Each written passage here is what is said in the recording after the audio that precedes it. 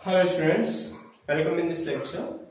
आज के इस लेक्चर में हम स्टडी करेंगे विभेदन क्षमता। जो आपने ऑप्टिकल इंस्ट्रूमेंट्स पढ़े थे पीछे वाले चैप्टर के अंदर, सूक्ष्मदर्शी, संयुक्त सूक्ष्मदर्शी, आंख और दूरदर्शी, ये सब जो हमने ऑप्टिकल इंस्ट्रूमेंट्स पढ़े हैं उनकी विभेदन क्षमता हम यहाँ पर पढ़ने वाले हैं। इससे प्रीवियस जो टॉपिक था वो था हमारा विवर्तन। ठीक है, हम विवर्तन के बाद ठीक बाद क्या पढ़ रहे हैं, विभेदन क्षमता ऑप्टिकल इंस्ट्रूमेंट्स की। तो यहां पर क्यों पढ़ रहे हैं, जबकि हमने पीछे वाले चैप्टर में इनको पढ़ा है।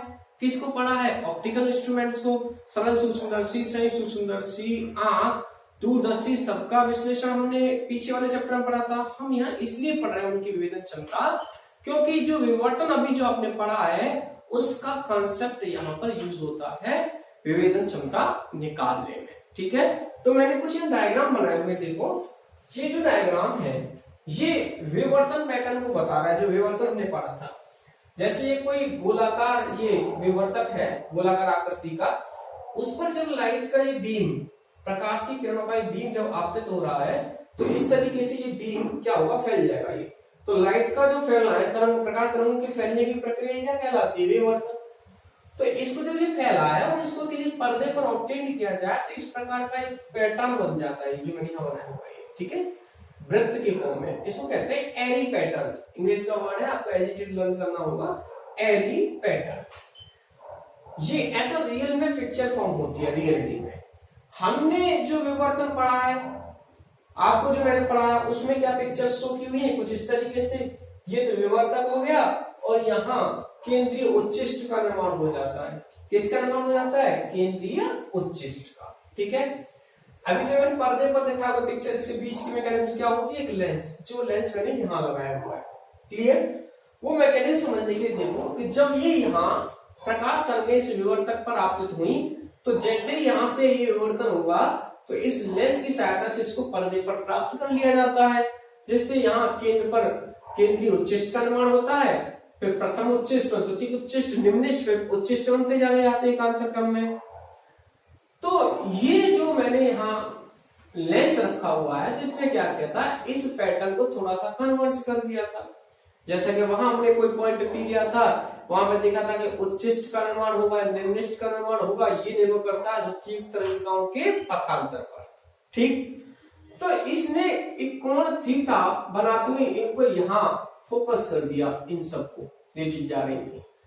ये थीटा अब देखो क्या बता रहा है, इसको देखिए जरा कि यहाँ तो ये यहाँ से आई, ये सेंटर पे केंद्र में तो क्या बन जाएगा, केंद्रीय उच्चिष्ट का निर्माण हो चुका है। तो यहां से स्पष्ट हो गया होगा, ये मैंने लाइन में प्लॉट कर रखी है कि थीटा पॉइंट पी पर बता रहा है कि प्रथम निम्निष्ट की कोणीय स्थिति। थीटा क्या है यहां? प्रथम निम्निष्ट की कोणीय स्थिति को बता रहा है। प्रथम निम्निष्ट की ये क्या है? कोणीय स्थिति है। बेसल्स फंक्शन, जो beyond of the scope of our study है, हमारे सिलेबस में नहीं है इसकी स्टडी। बेसल्स फंक्शंस होते हैं, उनकी हेल्प से ये थीटा निकाला गया, जिसकी वैल्यू मिलती है यहां से थीटा इक्वल टू 1.22 लैम्डा बटे F. 1.22 lambda divide by 2a, ये साइज ऑफ अपर्चर, जिसको कहते हैं विवर्तक का आकार। ये किससे निकाला है? बेसल्स फंक्शन से। ये हमारी बियॉन्ड ऑफ द स्टडी है। ठीक है, ये थीटा है क्या? प्रथम निम्निष्ट की कोणीय स्थिति है। अगर हम इस ज्योमेट्री से यहां से tan थीटा निकालें, चित्र से देखो, चित्र की ज्यामिति से tan थीटा क्या होगा? tan थीटा होता है लंब बटे आधा, तो W बटे ये, और ये कितना है? F। ये मिल गया आपको W बटा F। ठीक है, अब थीटा बहुत अल्प है, अल्प होने के कारण क्या होता है कि साइन थीटा और टेन थीटा थीटा के बराबर हो जाते हैं। तो ये थीटा यहां से मिल जाएगा आपको, थीटा बराबर W/F। समीकरण 2 मिल गया आपको ये। अब समीकरण 1 और 2 की तुलना करोगे, समीकरण 1 और 2 को देखोगे आप, तो क्या कह रहे हैं समीकरण 1 और 2?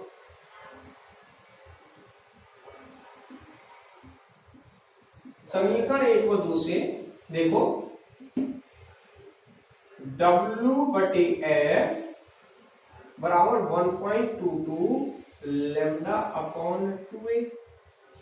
क्या आप ये भी कह सकते हो W बराबर 1.22 λ/2a इंटू F, कह सकते हो ना आसानी से।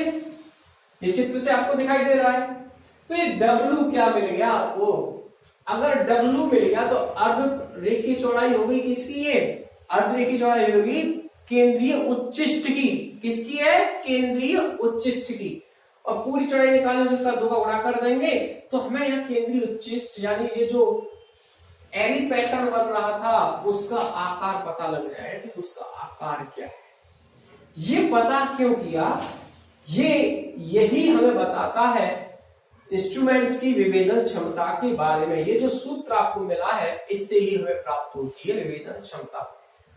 अब देखो, विभेदन सीमा और विभेदन क्षमता दोनों एक थोड़ा इंटरचेंज है आपस में। पहले पढ़ेंगे विभेदन सीमा, तब पढ़ेंगे विभेदन क्षमता। विभेदन सीमा क्या है? दो वस्तुओं के मध्य की वह न्यूनतम दूरी जिस पर रखे दोनों वस्तुएं या दोनों बिंब किसी प्रकाशिक यंत्र की सहायता से पृथक पृथक देखे जा सकते हैं, वह उस यंत्र की विभेदन सीमा कहलाती है। दो बिंबों अथवा दो वस्तुओं के मध्य की वह न्यूनतम दूरी जिस पर उन बिंबों को किसी प्रकाशिक यंत्र की सहायता से स्पष्ट रूप से पृथक पृथक देखा जा सकता है, उस प्रकाशिक यंत्र की विभेदन सीमा कहलाती है। ठीक है, इतनी सी बात आई थी समझ में कि विभेदन सीमा क्या है? कि दोनों जो बिंब रखे हैं पास पास, उनके मध्य की वह न्यूनतम यानी कम से कम दूरी है। ज्यादा तो आराम से देख ही जाएंगे। पास पास रखोगे जब तो कभी हमें ऐसा लगता है दोनों एक ही जगह रखे हुए। दोनों बिंबों के मध्य की वह न्यूनतम दूरी जिस पर रखे दोनों बिंब या दोनों वस्तुएं किसी प्रकाशिक यंत्र की सहायता से स्पष्ट रूप से पृथक पृथक देखे जा सकते हैं, उस यंत्र की विभेदन सीमा कहलाती है। क्या कहलाती है? विभेदन सीमा। बीच की दूरी।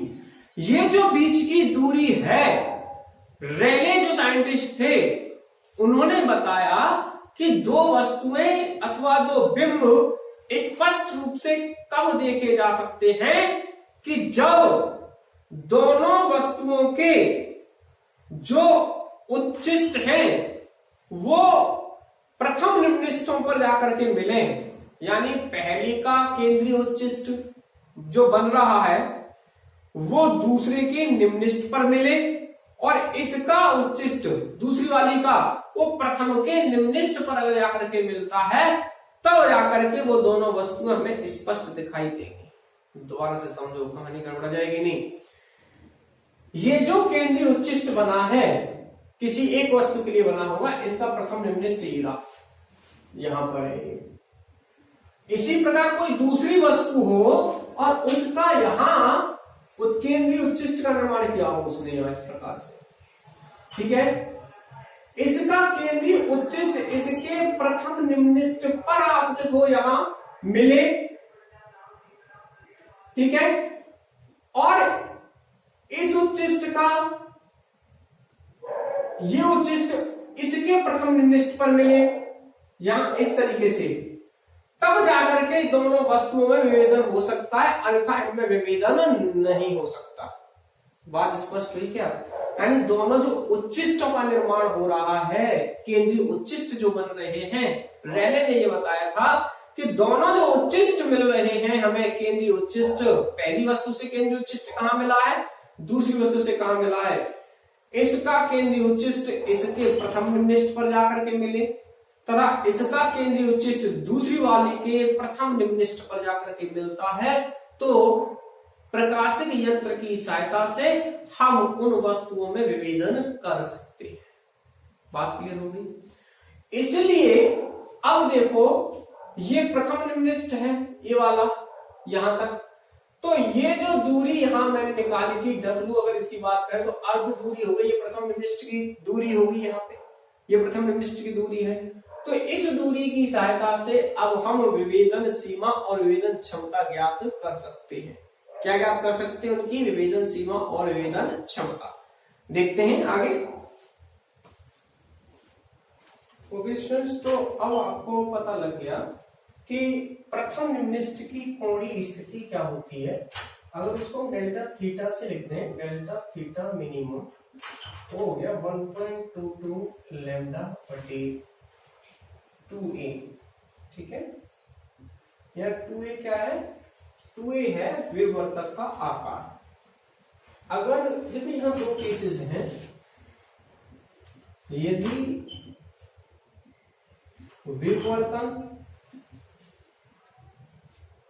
विवर्तन किसी द्वारक से हो रहा हो, ठीक है, किसी द्वारक से हो रहा है, तब तो ये कोण ये होगा delta theta minimum age it is, जो आपने लिखा है 1.22 लैम्डा बाई 2a।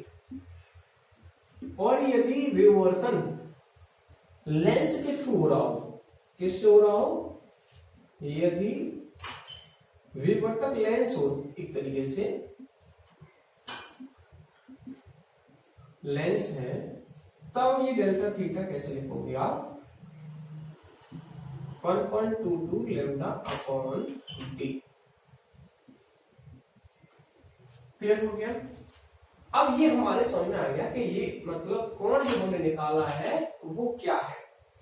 पहले निम्निष्ठ की जो विवर्तन बना है, प्रथम निम्निष्ठ का की कोणीय स्थिति को व्यक्त कर रहा है, ये जो बेसल्स फंक्शन की हेल्प से निकाला गया होगा यहाँ पे, ठीक है। अब हम बात करते हैं यहाँ विभेदन सीमा की। पहले विभेदन सीमा क्या होती है? विभेदन सीमा दो वस्तुओं अथवा बिंबों के मध्य की वह न्यूनतम दूरी, दो वस्तुओं अथवा बिंबों के मध्य की वह न्यूनतम दूरी जिस पर रखे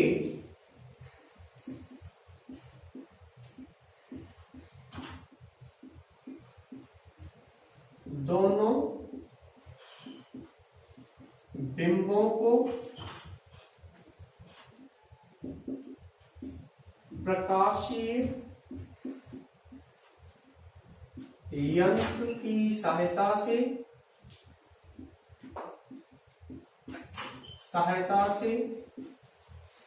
पृथक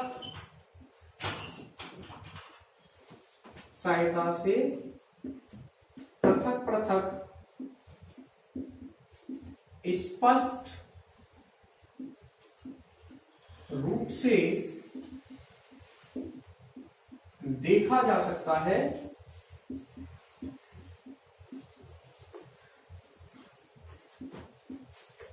विभेदन सीमा कहलाती है।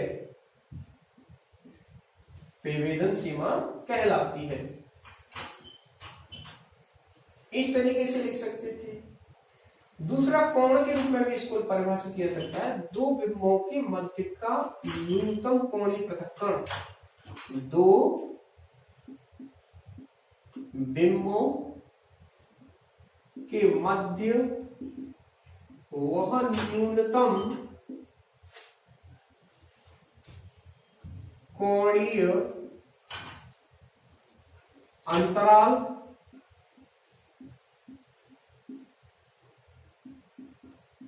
जिस पर रखे दोनों बिंब स्पष्ट रूप से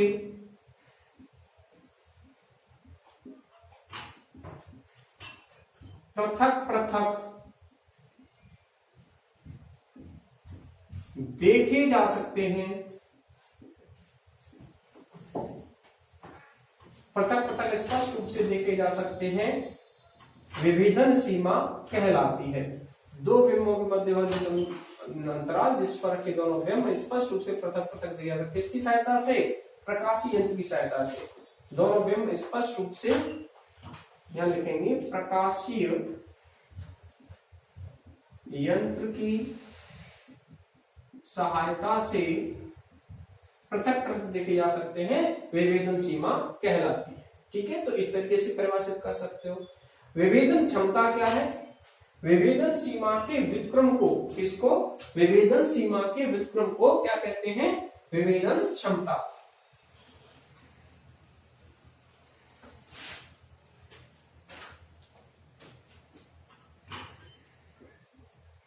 विभेदन सीमा के व्युत्क्रम को, विभेदन सीमा के व्युत्क्रम को विभेदन क्षमता कहते हैं। आपको अपनी नोटबुक में यहां से लिखना है, विभेदन सीमा लिखेंगे, फिर उसके लिए विभेदन क्षमता। विभेदन सीमा के व्युत्क्रम को क्या कहते हैं? विभेदन क्षमता। पहले डाल देंगे, पहले विभेदन क्षमता, ये दोनों नोट कर दिए। अब विभेदन सीमा हम लिखेंगे, हमने भी देखा था कोणीय पृथक्करण, कोणीय पृथक्करण कह सकते हो, बराबर जो था delta theta minimum 1.22 lambda by D. ठीक है, रेखीय या विभेदन सीमा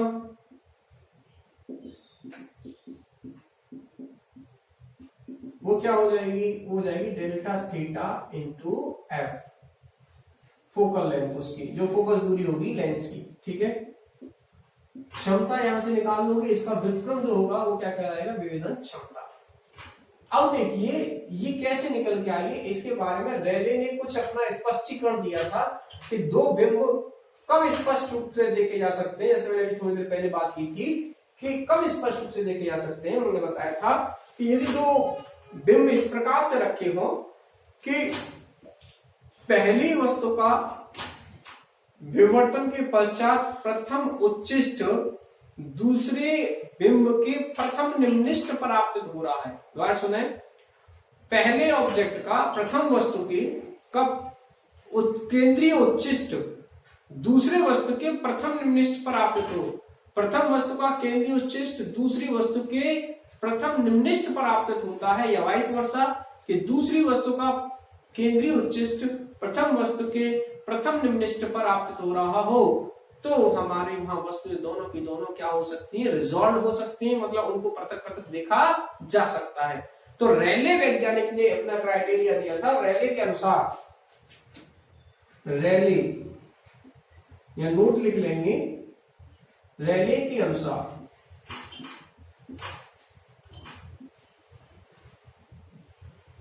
जब प्रथम वस्तु से निर्मित केंद्रीय उच्चिष्ट, केंद्रीय उच्चिष्ट द्वितीय वस्तु के प्रथम निम्निष्ट पर आपतित होता है, प्रथम निम्निष्ट पर आपतित होता है, तो वे दोनों वस्तुएं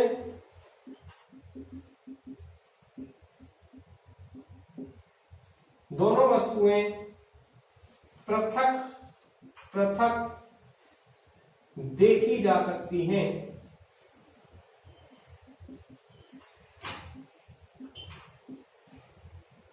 अब डायग्राम से समझेंगे इसको। अभी रेलेकी ने क्या बताया कि जब प्रथम वस्तु से निर्मित केंद्रीय उच्चिष्ट द्वितीय वस्तु के प्रथम निविष्ट पर आपतित होता है तो वे दोनों वस्तुएं प्रतिपदित नहीं किया सकती। इसका वाइस वर्सा भी ट्रू है, यानी द्वितीय का केंद्रीय उच्चिष्ट पहले वाले के प्रथम निविष्ट पर आपतित होगा तो दोनों वस्तुएं स्पष्ट रूप से देखी जा सकती है। रेले के अनुसार ही ये पूरी थ्योरी आगे बढ़ती है।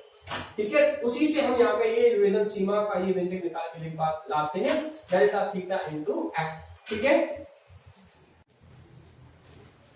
तो स्टूडेंट्स यहाँ मैंने ये दो डायग्राम बनाए हुए हैं जो विवर्तन प्रतिरूप को प्रदर्शित कर रहे हैं। ये विवर्तन है, यहाँ पे ये उच्चिष्ट बन रहे, केंद्रीय उच्चिष्ट है, ये कोई एक वस्तु यहाँ पर है और एक वस्तु यहाँ पर है। ठीक है, ये डेल्टा थीटा क्या है, यहाँ पे इनके मध्य कोणीय अंतराल है, ये न्यूनतम कोणीय अंतराल नहीं है, कोणीय अंतराल है। तो देखो ये केंद्रीय उच्चिष्ट है पहले वाले का, ये आ रही है, तो ये केंद्रीय उच्चिष्ट है ये वाला। ये केंद्रीय उच्चिष्ट देखो दूसरे वाले के निम्निष्ठ पर नहीं मिल रहा, प्रथम का उच्चिष्ट ये रहा, दूसरे वाले का केंद्रीय उच्चिष्ट ये है, इसका प्रथम निम्निष्ठ कहाँ आ रहा है, प्रथम निम्निष्ठ देखो इसका यहाँ आ रहा है, इस जगह पे यहाँ आना कहाँ चाहिए, ये उच्चिष्ट और ये निम्निष्ठ दोनों एक ही जगह पे आने चाहिए। किसके अनुसार, रैली के अनुसार। तब तो उनको अलग अलग देखा जा सकता है, अदरवाइज उनको अलग अलग देखा नहीं जा सकता। अगर ये ओवरलैप कर रहे थे होते तो इनको देखा नहीं जा सकता था। मैंने रैले को यहाँ दिखाया है, रैले कथन को। देखो ये पहला कोई वस्तु है, ये कोई दूसरी वस्तु, दोनों से प्रकाशीय किरणें चली, यहाँ पर जाकर के इन्होंने केंद्रीय उच्चिष्टों का निर्माण किया। पहली वाले ने ये कर दिया, दूसरी वाले ने ये कर दिया। अब देखो पहली वाली का केंद्रीय उच्चिष्ट ये यहाँ पर है, जो कहाँ आपतित हो रहा है, कहाँ मिल रहा है, द्वितीय, जो दूसरे वाला केंद्रीय उच्चिष्ट है उसके प्रथम निम्निष्ठ पर है। ये तो केंद्रीय उच्चिष्ट है और ये क्या है, प्रथम, दूसरे का केंद्रीय, दूसरे का ये प्रथम निम्निष्ठ भी है और पहले का क्या है, ये केंद्रीय उच्चिष्ट।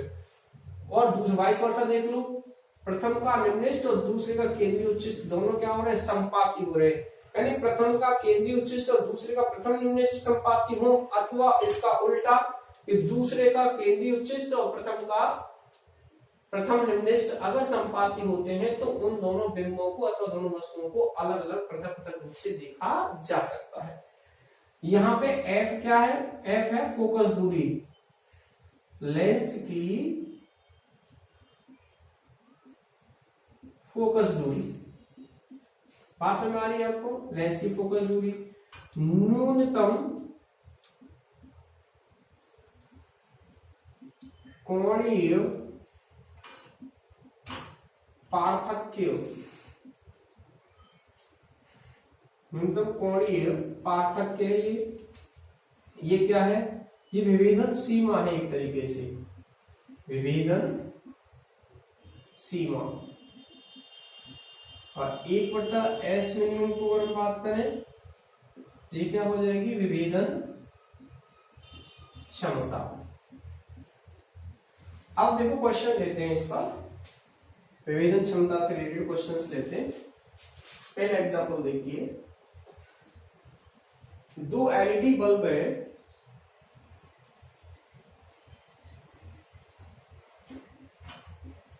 दो एलईडी बल्ब हैं जो किसी दूरदर्शी की सहायता से देखे जा रहे हैं। किससे देखे जा रहे हैं, दूरदर्शी की सहायता से। तो दूरदर्शी की सहायता से देखे जा रहे हैं, मान लो ये दूरदर्शी का अदृश्य लेंस है, इससे देखे जा रहे होंगे। तो एक से प्रकाश किरण ऐसे चली जाएगी, दूसरे वाले से प्रकाश किरण ऐसे चली जाएगी।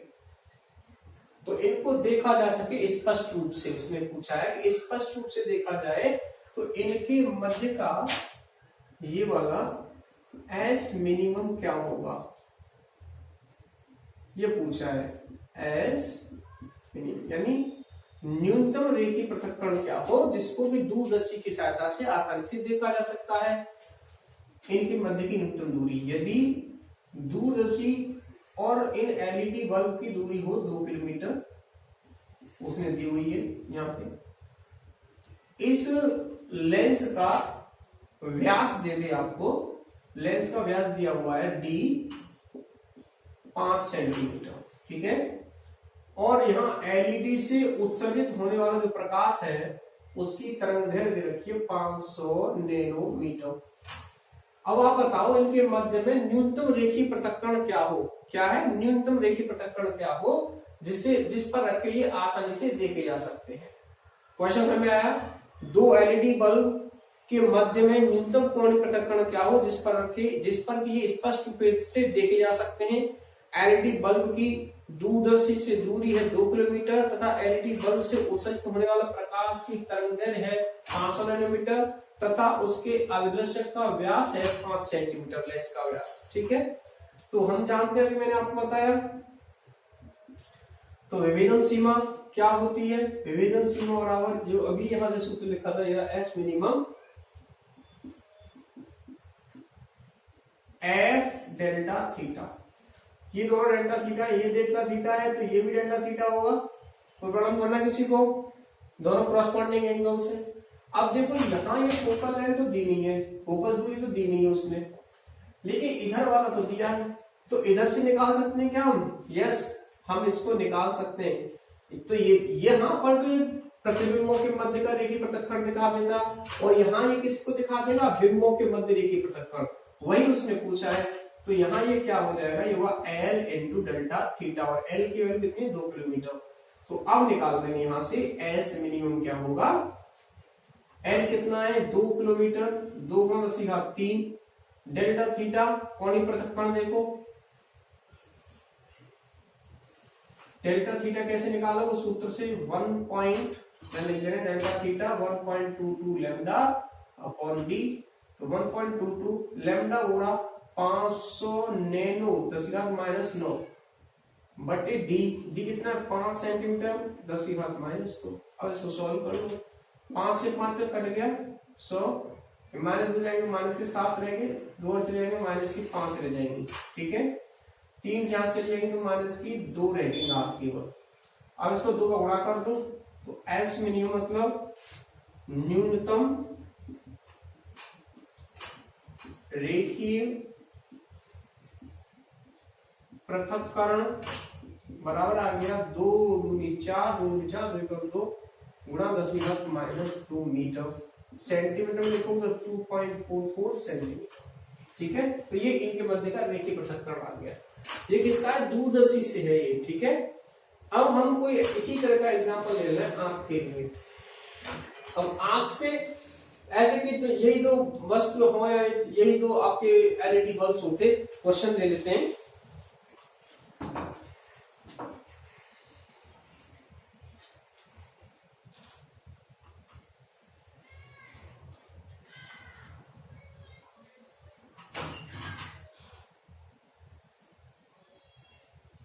हाँ, दूसरा एग्जांपल देखिए। दूसरा एग्जांपल है यहाँ पे,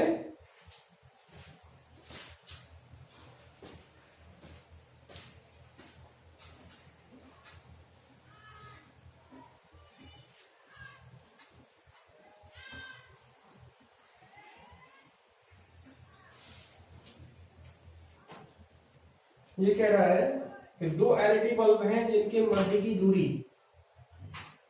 एग्जांपल सेकंड देखिए। 2 एलईडी बल्ब, सॉरी,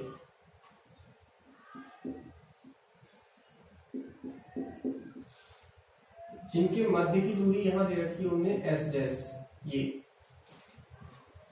जल रहे हैं कितनी दूरी पर है? 2 किलोमीटर पर। किसी जो प्रेक्षक है, प्रेक्षक की आंख से 2 किलोमीटर दूरी पर है। तो मैं प्रेक्षक की आंख बना ले रहा हूं यहाँ पे।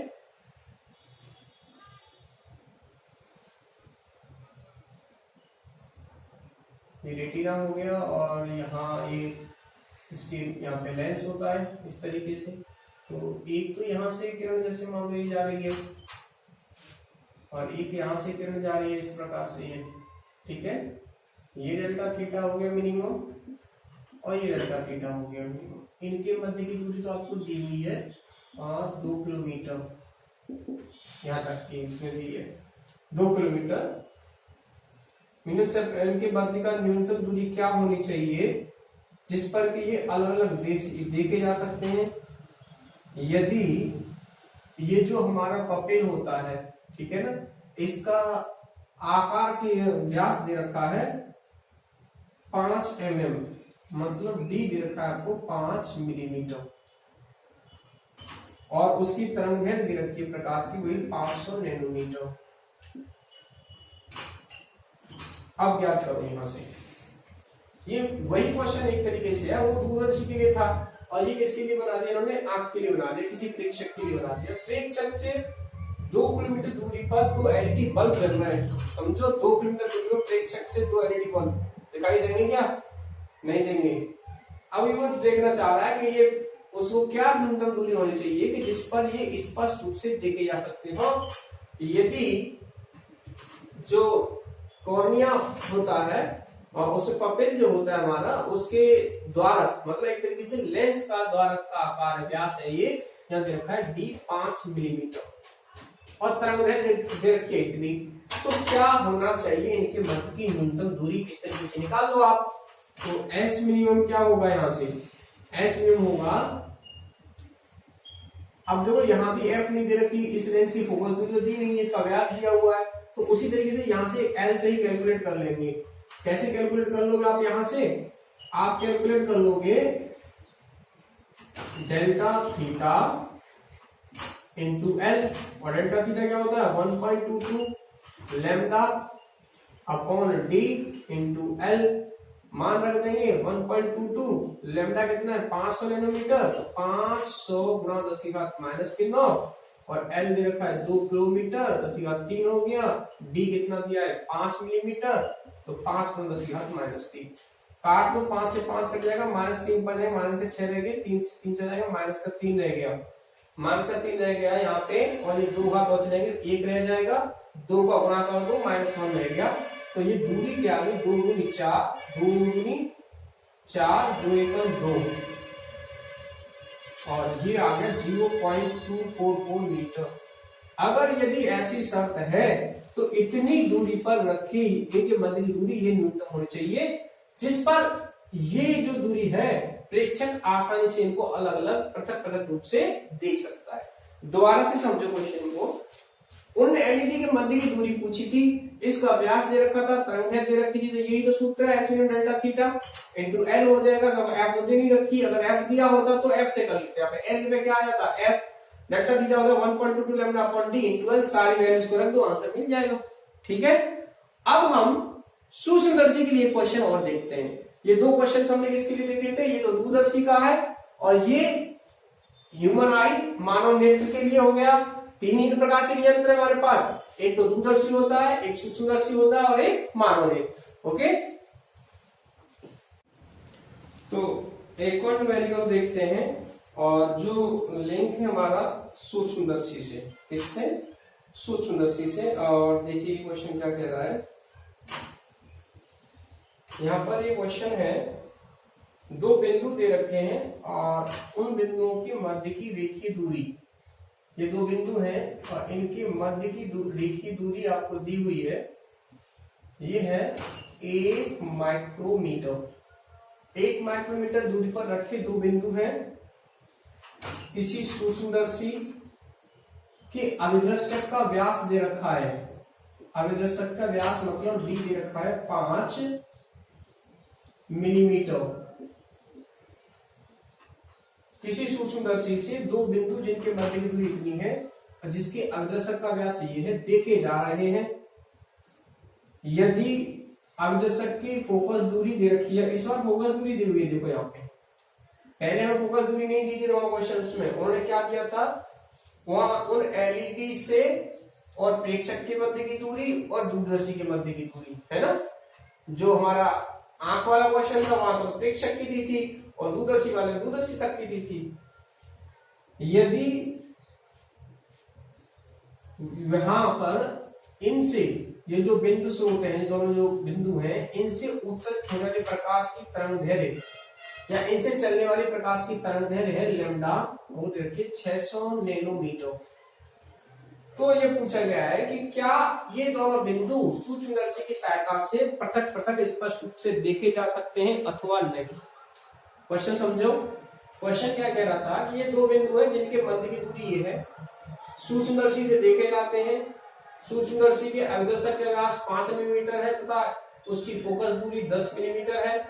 यदि इन बिंदुओं से चलने वाले प्रकाश की तरंगदैर्घ्य है 600 नैनोमीटर, तो ज्ञात कीजिए कि इन बिंदुओं को स्पष्ट रूप से देखा जा सकता है अथवा नहीं। अपना आंसर की पुष्टि करो कि ये सही है गलत है। अब देखो कब देखा जा सकता है पृथक पृथक, कि यदि हम जो रेखीय पृथक्करण निकालें वो या तो इसके बराबर आ जाए या इससे कम आ जाए। क्यों, हमारे द्वारा जो दूरी आए वो कम से कम दूरी आए, तो कम दूरी इससे ज्यादा ना, इससे कम हो जाए लेकिन इससे ज्यादा ना हो। अगर इससे ज्यादा होगी तो मतलब आंसर क्या कहेगा कि इतनी दूरी पर रखे होंगे तो स्पष्ट रूप से देखे जा सकते हैं। मान लो आपका आंसर आ जाता है 2 माइक्रोमीटर का, तो मतलब आंसर क्या कहेगा कि 2 सूक्ष्मदर्शी की सहायता से इतनी दूरी पर रखे होंगे तो स्पष्ट रूप से, और ये क्या होगा इससे कम, तो मतलब नहीं देखे जा सकते। और यही आंसर ये होता 0.2 माइक्रोमीटर, तो ये तो बहुत दूरी कम है इसकी तुलना में, ठीक है ना। ये दूरी तो कम है तो मतलब ये तो ज्यादा दूरी है, तो ये आसानी से देखे जा सकते हैं। इससे अगर इस दूरी से वो दूरी अगर ज्यादा है तो आसानी से देख पाओगे, अगर कम है तो नहीं देख सकते। जैसे ये क्या बताती है, ये कम से कम बताती है। अब उससे अगर ज्यादा है तो ठीक है, कम है तो नहीं देख पा सकते हम उससे सूक्ष्मदर्शी सहायता से। बात स्पष्ट है ना। वैसे भी आप ध्यान दो आप कि अगर हमारे प्रकाशीय यंत्र क्या बता रहे हैं, न्यूनतम दूरी बताते हैं, वो न्यूनतम दूरी इतनी हो, अगर उससे कम है तो नहीं देख पाओगे, और उससे ज्यादा है तो कितनी ज्यादा क्यों ना हो आसानी से देख सकते हो आप। बहुत दूर फैला दो आप, कोई यंत्र की जरूरत नहीं पड़ेगी उनको देखने के लिए, है ना। अब देखो इस क्वेश्चन को सॉल्व करते हैं। तो न्यूनतम दूरी अगर हम इस सूक्ष्मदर्शी से निकालें, सूक्ष्मदर्शी की न्यूनतम विभेदन सीमा क्या होगी, 1.22 लैम्डा एफ अपॉन डी, ये होगी। मान रखो 1.22 लैम्डा कितना है 600 नैनो 10⁻⁻9।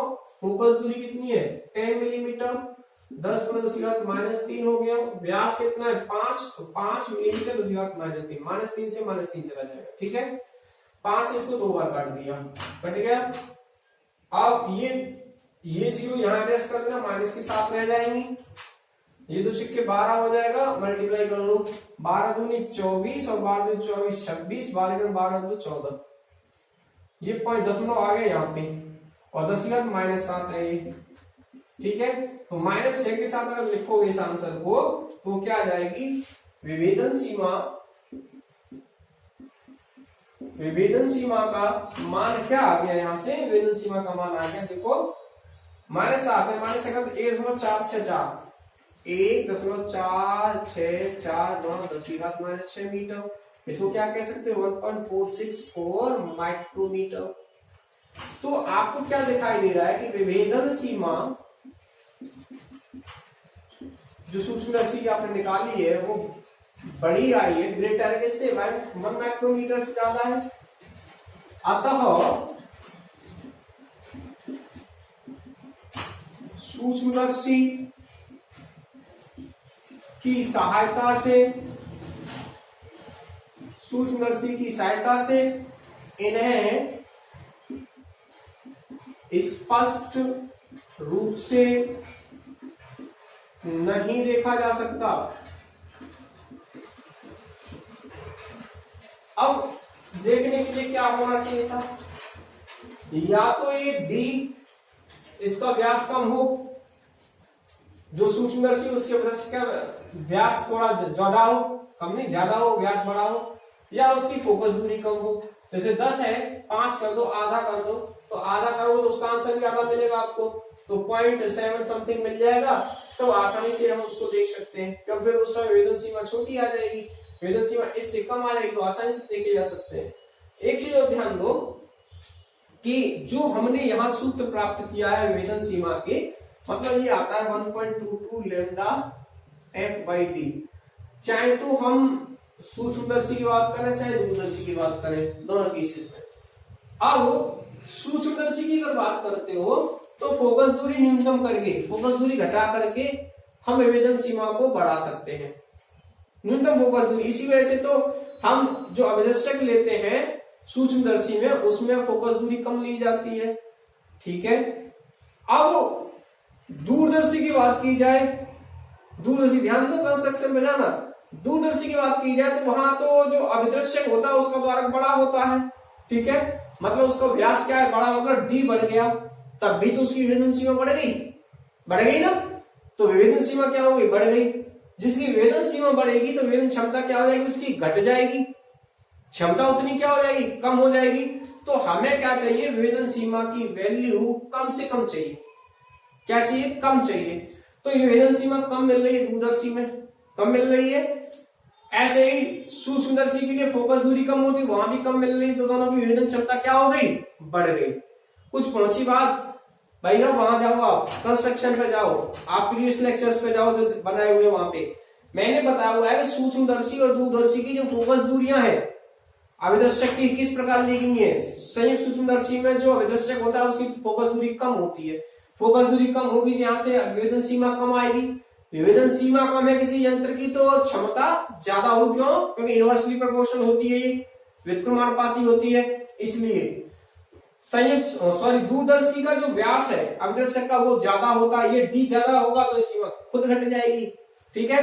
तो इस तरीके से हम बता सकते हैं कि विभेदन सीमा और क्षमता क्या होती है। डिटेल में आज हमने बहुत सारी चीजें इसके बारे में पढ़ी हुई है, आपकी बुक में इतनी सारी चीजें नहीं मिलेंगी, आपको एनसीईआरटी में केवल वहां सूत्र मिलेगा, एक परिभाषा मिलेगी विभेदन सीमा की जो मैंने आपको बताई है, वो रैले का क्राइटेरिया का सिद्धांत भी नहीं मिलेगा, रैले ने क्या बताया था, मैंने सारी चीजें आपको विवर्तन से जोड़ करके एकदम स्पष्ट रूप से समझाई है, ठीक है।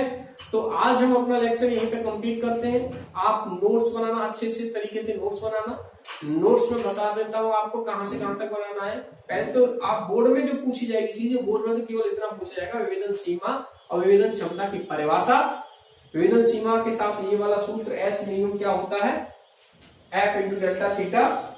अब तो यहाँ से हट गया, न्यूमेरिकल प्रॉब्लम चल रही है। एस मिनिमम क्या था, एस मिनिमम था आपका एफ डेल्टा थीटा, ये सूत्र। अगर क्षमता ज्ञात करना है, क्षमता ज्ञात करनी है तो इसका व्युत्क्रमानुपाती हो, ठीक है।